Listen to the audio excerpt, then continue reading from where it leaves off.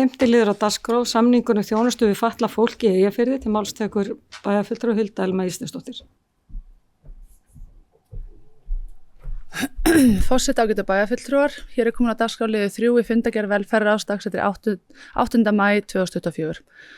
En þá voru lögð fram drög að samningi Akureyrarbæjar, Eyjafjarðarsveitar, Grýtubakkahrepps, Hörgársveitar og Svalbarðsstrandarhrepps þjónustusvæði í Eyjafirði þjónustu við fatlað fólk. Þessi sveitafélag hafa rekið sameiginlega þjónustu til fjölda ára og hefur Akureyrarbær verið leiðandi sveitafélag og skerpir þessi nýja samningur á því hlutverki. Helstu breytingar frá fyrir samningi að öll sveitafélög koma nú að uppgjöri málaflokksins, hvort sem hann rekinn með rekstrarafgangi eða tapi. Einnig munu sveitafélögin Eyjafjarðarsveit, Grýtubakkarhreppur, Hörgársveit og Svalbarðsstrandarhreppur tilnefna einn fulltrúa fyrir sína hönd sem verður áheyrnarfulltrúi á velferðarráðsfundum undir þeim fundarliðum sem málaflokkurinn til umræðu.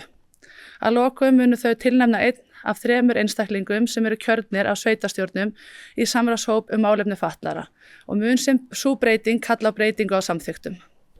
Samningur þessi hér komin til fyrri umræðu í bæjarstjórn. Bæjarfulltrúi Hulda Elma Ísleifsdóttir lokið máli sínu. Orðið er laust. Þeir sem geta samþykkt samningin og vísa honum til seinni umræðu í bæjarstjórn, gefur merki. Það eru 11.